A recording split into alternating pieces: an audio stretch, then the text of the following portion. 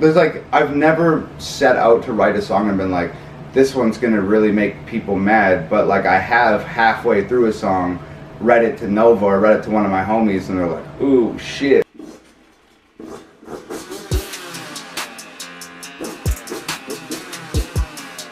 So that happens, man. So you're getting all these people coming at you or whatever. So you do respond with this house. Right. So when you wrote that song, like why why did you drop it, and like how long did it take for you to sit back and be like, okay, this is how I'm gonna respond? I don't think it was like, it's weird, dude. Like I don't think it was super like calculated like that. Like, because at first, when there's that many people speaking that loudly at you about like a song and a video, you like start to like question yourself a little bit. You're like, wait, like, am I like who they off say base here? Like, yeah, are they right? Am I this person that they're like painting me as? Like, even though like your intentions might have been good, like, you know, maybe you are this guy, you know? Yeah. Like when there's that many people consistently being that loud at you, it starts to like kind of mess with your head a little bit. So there was probably like a little less than a month where I was like really uneasy about the whole thing, and I like didn't know how I felt about it. I definitely knew I wasn't going to apologize for it.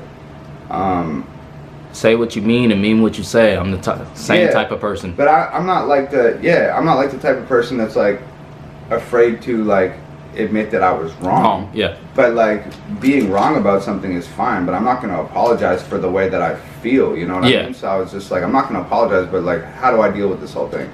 So whatever, I'm like digesting it and just dealing with it as it comes or whatever. And then I just like literally like woke up one day and I was like, yo, you know what? Like, I'm not wrong. Yeah. Like, I don't give a fuck like what the internet says. Doesn't mean anything to me. Like, I'm gonna think how I think, feel how I feel, and say how I say, whether they like it or not. Yeah. And it was like on that day when that just clicked in my head. Like, it was weird because I've never had that type of attention before, so it kind of like sent me through the ringer for a minute. But then one day I woke up and I was like, wait, like, I don't give a shit about this.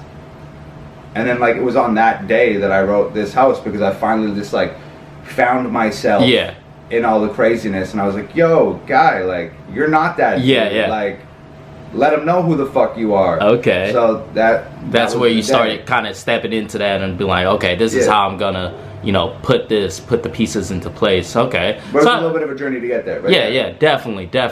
So I say you have a niche for controversy. I say you're a controversial rapper because, like I said, you can drop anything and people hate, like, you know, just hate on it. You know, it's either you're gonna love it, you're gonna hate it, but it's polarizing. You're gonna have something to say about it. Right. And I compare you to a younger Eminem, because back in the day, as we all know, Eminem would just go out and just say what he felt. You know, that's what he was. So I compare you to that because you're more like, I'm just gonna say how it is. Like, that's just who I am. So you get a niche for it. You know, now you're this controversial rapper. So now you're making music, and it's kind of like, where do I go from here? So in your mind, did you just wake up one day and was like, all right, it's time to piss people off, like, or did you just like just kind of let the music flow? Like, you just kind of went with yourself, you know, you stepped into the shoes and was like, this is what the people want, I'll give them what they want. Yeah, or it's not what they want, I'm gonna give them what they not want. Okay. Like, I don't know. It was never really like I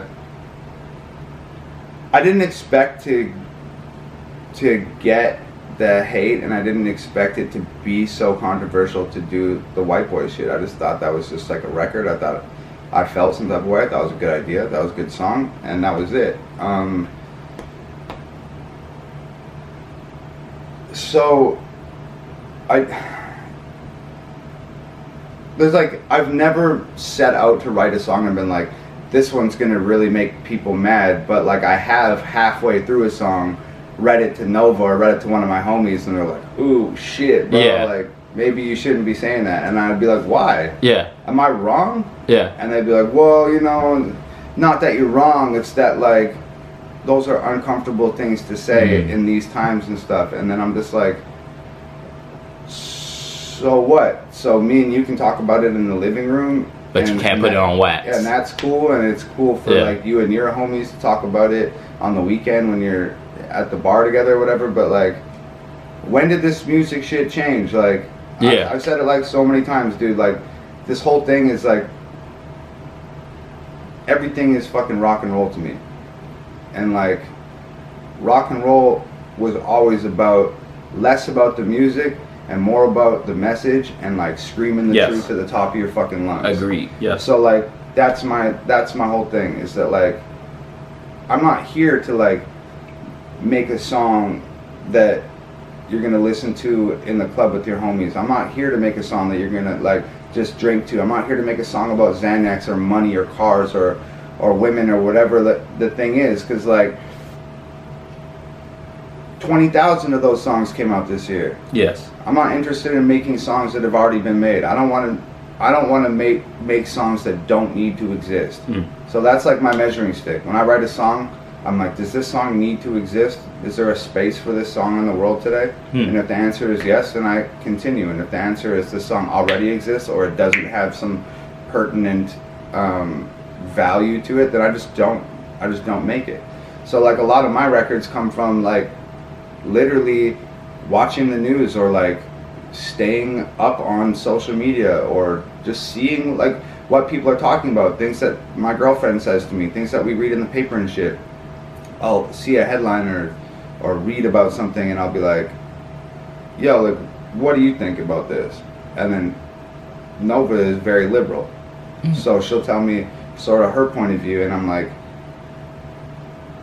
okay, like I get it, but like what about this though? And I'll like explain my stuff and she's like, ooh, like, I don't know, like, and so it's just like, I don't know, man, like I was born this way, or if you believe in God, like God made me this way. I think a certain way, I have certain feelings about certain things, and like it just so happens that like a lot of people don't agree with that. And that's where the controversy comes from, you know? Yes. I don't sit around with a notebook like what's gonna piss people off today? Against the popular opinion of the day. I just like think what I think, and I'm just like,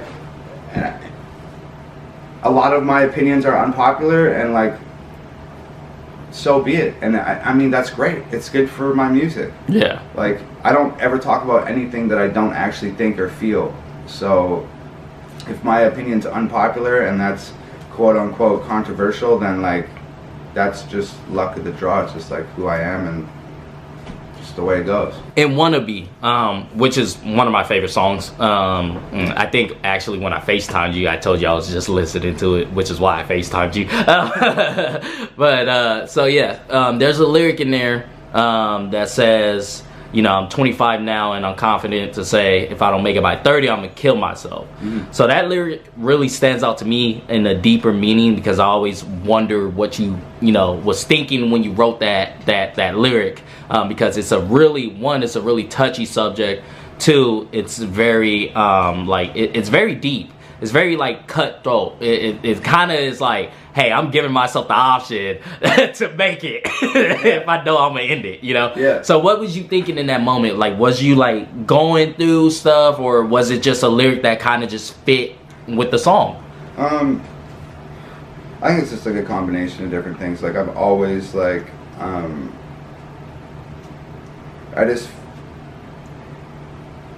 I'll purposefully, I'm like so hard on myself, I put so much pressure on myself and stuff like that, and the only reason that like I'm able to like execute the amount of stuff that I do in a small short time frame and deliver something that's as quality as what I deliver is because I usually set like really unrealistic deadlines for myself. Okay. So like when I'm like, I shoot a video or I record a song or get this album done, I'm like, yo, this video needs to come out on this day. This album needs to come out on this day. And like sometimes those time frames that I set are like completely unrealistic, but I'm just like so driven by having not enough time and too much work that it just doesn't come hell or high water, like cuffs or coffins, it's fucking happening. Like I'm gonna get it done. So, and I excel like under pressure like that. And I have felt like a few times in my music I've sort of like told my future with my songs and stuff, where I talked about like I'm gonna tour Europe, I'm gonna like move to LA or California, or I'm gonna make this amount of money, I'm gonna do that, like whatever, get my sister this, get my parents that, like, and a lot of times those things like come to fruition, and it's like, I'm not saying that I'm like a psychic or something, but they're like projections that I've made for myself and deadlines that I've made, and I seem to always like rise to the occasion when I set those goals and stuff. So like at that point in time when I wrote that line in Wannabe, so I was 25, so I've been making music for like probably 6.5 years at that point, and I don't remember if that was before I toured Europe or when I came back, but either way, like I went to tour Europe twice. I was like homeless twice. I never had any money my whole life. Like I was just like always broke and like always getting fired from jobs and just like struggling, and was living in shitty apartments and just like struggling, bro. And like I think actually at that time I had just broken up with this girl who at that time I thought was the love of my life, and I like that whole thing. Yeah, that song was kind of, it seemed like it was a really, really good like fuck you song to like the ex, because like I love it because there's like girls in my life and stuff that like when I play that song I kind of feel the same way. Word. You know, because there's a lot of good bars in there, like when you said when I needed you to find me, you went missing. And I feel that on a different type of level, because like anyone that's been through a breakup of love or whatever the case is knows that feeling, you know. Totally. So that song is really, really dope. Word, thanks, man. So I think I was probably like in the dumps because of that that relationship and not feeling good. So that sort of, whenever you don't feel good, that's like when you want to do the best for yourself and when you want to excel the most. So I think that was just like a perfect storm of a moment where I was like I said, I set deadlines for myself, and I was just like, I'm gonna set this deadline. Either I like make it or I check out. And that's how badly I wanted it, and that's how bad I felt at the time. So it was just like a combination of not feeling good emotionally and a combination of wanting the world for myself and just giving myself that like ultimatum. Like when I was 16 or 17 years old, I went out and got my first face tattoo. Okay. Like a lot of people out here are like, oh, like he looks like another mumble rapper and like blah blah blah blah blah, and they don't realize like, yo bro, like I was like 17 years old before this whole face tattoo thing happened, and I had my eyelids started this face tat shit. I started this face tat. No, but for real, like look at old pictures of me. I was like 17 years old with that shit. And I didn't do it because I was like, I want to be cool or I want to be hard. Like maybe that was part of it because I was a kid and shit. But like my main thing was at 17 years old, I couldn't hold a job. I got fired from a lot of jobs and stuff, and that was just another deadline I put on myself. I was like, okay, like if I tap my face up, there's no going back. I can't get a regular job. I have to make this music shit work. So that was just like, that's set in stone. That was like that's it. The decision's been made. There's nothing else to do but win now. So that's like, it's very similar to that line in Wannabe. I'm just like, yo, like either I make it or I'm leaving. Period. And like, that's it. And like, bro, oddly enough, at 29 years old, Dear Rappers blew up, and now we're here. That's crazy. That's dope, man. That's dope hearing that, you know, because I'm the same way.